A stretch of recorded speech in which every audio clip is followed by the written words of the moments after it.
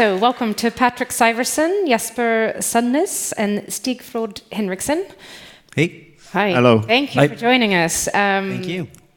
Great to hear a few laughs this morning. I think they were the first laughs of the day.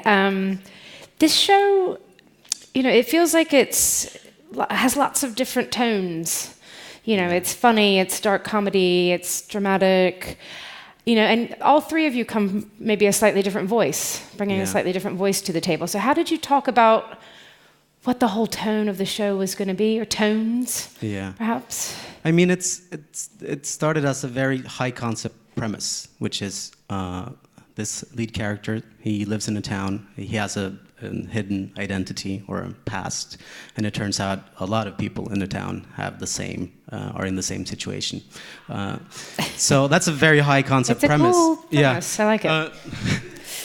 But we wanted to ground it as much as possible. So we wanted to make a character-driven drama about social constructs. How we perceive ourselves, what kind of version of ourselves we want to be. So, I mean, you're one person at work, you're one person at home, and as a society, what kind of construction are we? So that was like the starting point. And we wanted to just make it as varied as life is, because life is very complex and characters aren't really one thing. So I think bringing comedy. I think the whole genre thing is like when you set up things in one genre, you can have a lot of fun with that, just defying those expectations as well. So we played around a lot with that. Yeah, I think it's about subverting things that you think are, this is the way it's supposed to go, but we would like to turn it in a different way. So we set it up, and then we go in a completely different direction and make it very low key, and hopefully focus on things that aren't focused on in more crime-driven stories.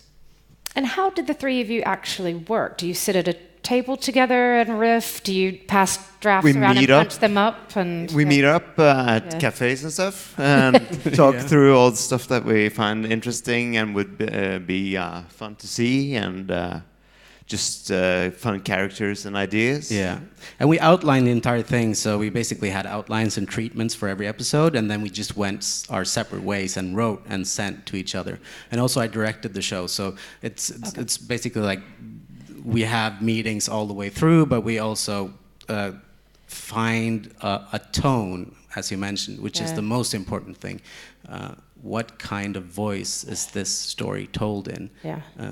So I think a lot of our discussions are more philosophical than practical, because writing it is sort of just secondary to having all those conversations, I think.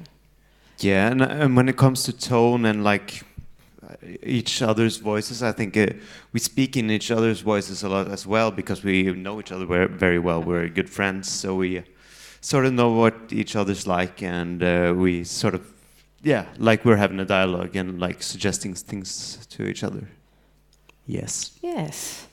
And did it evolve as you were shooting it? Did it start to shift at all, or it kind of pretty much went according to plan once you started shooting? Went very much according to plan. I mean, we obviously wrote all the 10 episodes before we started shooting. So we got to shoot it as just one big feature. It wasn't a situation where we sort of rewrote as we went along. Pause and rewrite. So the construct of the story was very much in place, which was good for everyone involved, because working with actors and working with all the departments, you could actually tell the story as opposed to change it as we were going along. And the whole idea, I think, is fascinating. Sort of, you've got this criminal going into a new life. This philosophical question of, can a person change, or does a person want to change? Yeah. That sounds fascinating to be exploring. Why was that something? Yeah, I mean, the question is, show. do we have a core, or is it just a construct? Yeah. And whenever we say we want to change, we sort of change aspects of ourselves, and we try to define ourselves like that. But we always defy those expectations in a way. And instead of saying, I embrace all the sides of me, you go, oh, that's not like me. And there's also this that we had a lot of fun with is this idea of what's normal, like, and all these people in the street have this. They are criminals, and they all have this idea of what's normal. So they're always trying to act accordingly. Yeah, I can't wait to see the whole thing. When is it airing? It aired in Norway. Oh, aired in Norway already? It's going to air in Sweden in a month, I think. Yeah, okay. On Great. SVT. And could there be a follow-up season? Oh yeah, I mean the entire ending of the first season is sort of a setup for the second season. Okay. Oh no, you're going to give us a cliffhanger. Sorry. Yeah, sorry. But it's also a contained story with a character, but yeah, we know where we're going with the second season. So you're thinking of ideas for season 2 or already writing some? Or? It's outlined, but we're just waiting on word to just start doing it for real. Okay. Yeah. Great.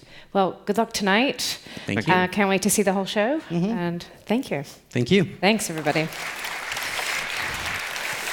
So thank you to Patrik, Jesper, and Stig.